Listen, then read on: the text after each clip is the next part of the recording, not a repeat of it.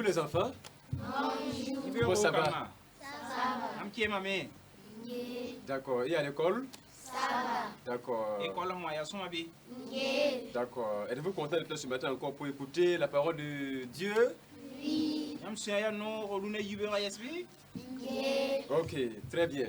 Alors aujourd'hui, nous allons encore étudier ensemble la parole de Dieu. Lune yubera tonna lena ataba zam swina ngwama. Et nous allons encore voir qu'est-ce que Jésus veut que nous puissions apprendre La ensemble. etnange same ya bona Jésus da tuton les zam sim passé. Alors, donc, la semaine passée, Rahma yo posin lo we. alors, on a traité d'un thème.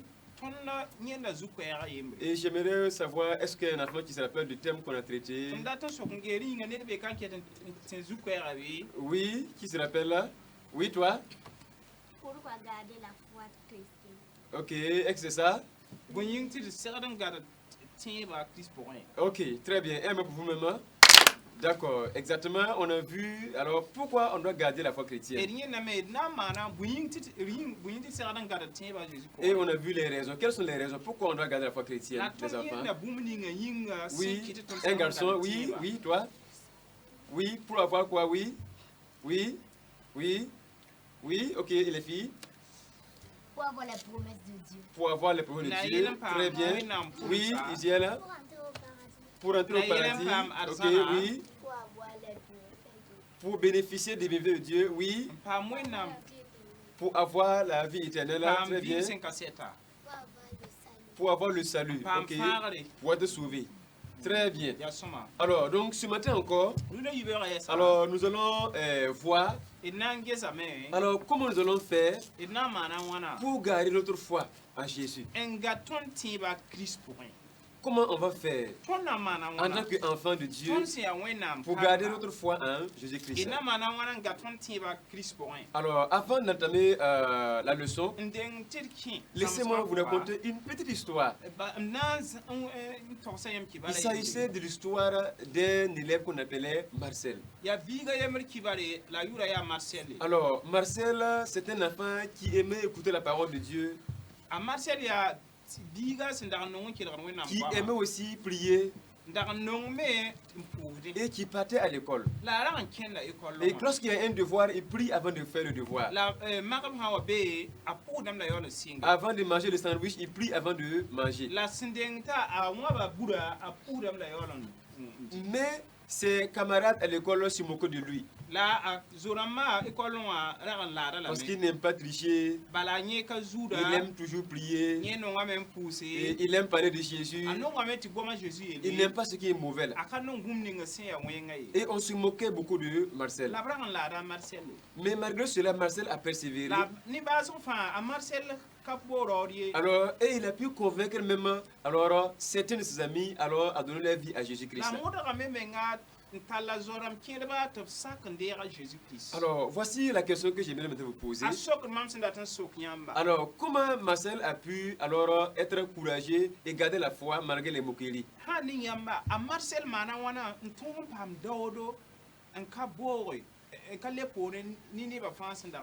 Oui, comment il a fait? Oui. Quand on écoute, comment il a fait? Oui. Qu'est-ce qu'il aimait faire? Oui, oui, oui, il aimait prier. Très bien. Oui. Ok, très bien. Il aimait écouter la parole de Dieu. Très bien. Oui. C'est ce que tu voulais dire. Ok, super. Aime vous-même. Ok, très bien. Alors, effectivement, c'est ce que Marcel faisait. Et nous allons voir ce matin, alors, comment nous allons faire pour garder notre foi chrétienne. Parce qu'aujourd'hui, il y a beaucoup de choses qui peuvent vous amener à ce que notre foi puisse s'éteindre. Nous allons voir trois choses qui vont nous aider à pouvoir vraiment garder la foi toujours en Jésus-Christ. Alors, d'abord, c'est l'écoute de la parole de Dieu. Alors, la Bible dit que la foi vient de l'écoute de la parole de Dieu. Si tu es un enfant qui veut toujours garder le flambeau de la foi, il faut que tes oreilles chaque fois puissent écouter la parole de Jésus. Si tu écoutes les paroles de tes amis, ou encore tu écoutes les paroles des gens qui parlent mal, alors toi, ton cœur va faire le mal et ta foi va s'éteindre. Maintenant, en écoutant la parole de Dieu, alors tu vas toujours être un bon chrétien. On voit l'histoire de Samuel. C'est un enfant qui aimait écouter la parole de Dieu. Et quand Dieu lui a parlé, alors il dit, Seigneur, parle parce que je vais t'écouter. Et Dieu a parlé à Samuel. Et Samuel a été vraiment, et a gardé la foi jusqu'à ce qu'il devienne un vieux. Et il a été un grand homme en Israël. Parce que Samuel aimait écouter la parole de Dieu. Il y a des enfants qui n'aiment pas écouter la parole de Dieu ici. Alors, si on veut que notre foi soit toujours brillante, alors il faut faire quoi? Il faut écouter la parole de Dieu. Alors, deuxièmement, alors il s'agit de la méditation de la parole de Dieu. Alors quand on écoute, on doit réfléchir et faire ce qu'on dit de faire. C'est ça, méditer. Il y a des gens alors, qui écoutent la parole de Dieu, des enfants, alors, et on dit de ne plus encore voler. Ils vont dire, ah, aujourd'hui tonton a bien fait, tonton parle de vol. Et après, quand ils partent maintenant, ils continuent toujours à voler.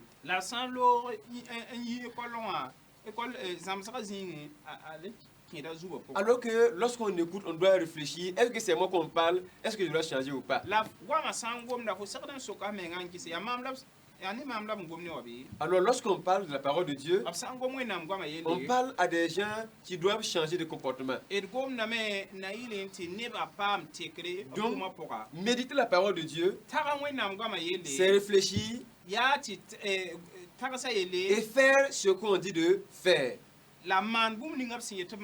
Par exemple, si tonton vient parler aux enfants, alors sur le mensonge, et toi tu sais qu'en venant à l'école du dimanche,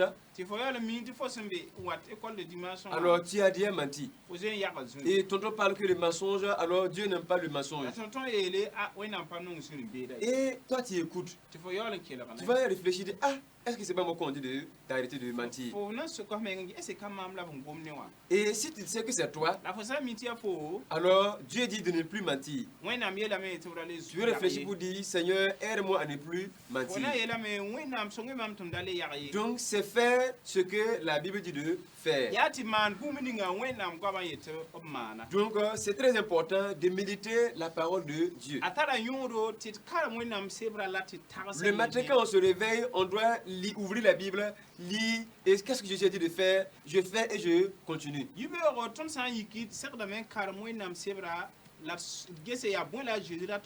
Avant d'aller à l'école, tu dois ouvrir la Bible pour lire et dire qu'est-ce que Jésus a dit de faire, je fais avant de pouvoir bouger.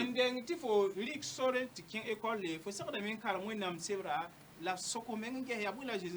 soit avoir un jour, une heure dans la journée pour ouvrir la Bible, lire et faire ce qu'on dit de faire. Et là, tu vas grandir et tu vas grandir dans la foi. Parce qu'on dit que la parole de Dieu est une lampe à nos pieds. Les premiers chrétiens, alors ils ont médité la parole de Dieu. Ils ne sont pas éloignés de la parole de Dieu. Parce que c'est la parole de Dieu qui guidait leur pas chaque jour. Et ils ne vont pas faire le mal. Si le diable les dit de faire le péché, Oh, j'ai vu que Jésus a dit de ne pas faire ça. Si à l'école on dit viens on va tricher, tu dis oh on a dit de ne pas tricher. Parce que tu connais la parole de Dieu. Et tu vas maintenant toujours grandir dans la foi. Troisièmement, nous allons voir et que la prière va nous aider aussi à toujours garder alors la foi. Qu'est-ce que prier? Oui. Prier, c'est parler avec Dieu. Très bien. Prier, c'est parler à Dieu. C'est communiquer avec Dieu. Chaque jour. Imaginez un jour, si vous appuyez votre nez ici, appuyez comme ça, voilà. Pendant 2 secondes, est-ce qu'on peut respirer encore? Non. Alors donc prier, ça nous amène à notre âme de respirer. Ça permet à notre âme de respirer. À notre foi de toujours briller. La Bible dit de prier tous les jours sans cesse. La prière est une puissance. La prière nous aide à obtenir ce que Dieu a promis. Il est dit dans Jérémie que si on le prie là, il va nous montrer des choses qui sont cachées, des choses que nous ne connaissons même pas. Et nous serons toujours amis de Jésus. Si tu es ami de Jésus, tu vas toujours prier chaque jour. Parce que nous chantons Jésus est mon ami tous les jours. Alors donc il faut toujours prier. Donc pour garder la foi, il faut faire quoi? Il faut toujours prier. Donc on a vu 3 choses qui vont nous aider. D'abord c'est quoi?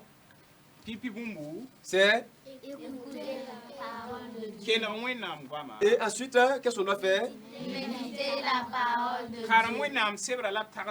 Dieu. Et troisièmement, qu'est-ce qu'on doit faire? Prier sans cesse. Prier sans cesse. On a symbolisé la foi comme étant alors un flambeau. Regardez bien ici. Voilà. Mais regardez si alors le flambeau est dehors comme ça. Alors il faut toujours le protéger. La protéger de moi ça. Alors donc si nous écoutons la parole de Dieu, si nous méditons, si nous prions, notre foi est toujours protégée. Et Satan ne peut pas venir éteindre notre foi. Et il va toujours garder le flambeau de la foi. Alors, est-ce que tu fais ces choses-là? Est-ce que tout le monde fait ces choses-là? Si vous ne faites pas, on va demander à Jésus de nous aider à aimer sa parole, à faire ce qu'il dit et à toujours lui parler dans la prière. On baisse la tête, nous allons prier. Demandez à Jésus de nous aider. Seigneur Jésus, nous avons entendu ta parole aujourd'hui. Tu nous montres à garder la foi. Nous voulons, Seigneur Jésus, garder ta parole, lis ta parole, réfléchis sur ta parole et prier sans cesse. Merci de nous aider. Au nom de Jésus. Amen. Nous allons apprendre le verset à retenir, les enfants. Alors, c'est se trouve dans Josué 1:8. Josué 1:8. Répétez après moi, Josué 1:8.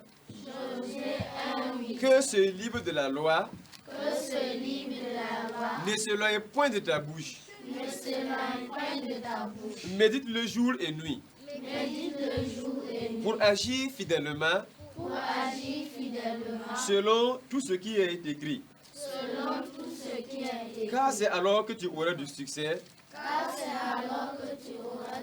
Dans tes entreprises. C'est alors que tu réussiras. Josué 1:8. On peut aller? Josué 1:8. Oui. Que ce livre de la loi ne s'éloigne pas de ta bouche. Médite le jour et nuit. Agis fidèlement selon tout ce qui est écrit. Car c'est alors que tu auras du succès dans tes entreprises. C'est alors que tu réussiras. Ok, un bravo, c'est super, on y va. Un bravo, c'est super. Merci beaucoup. Que le Seigneur vous bénisse.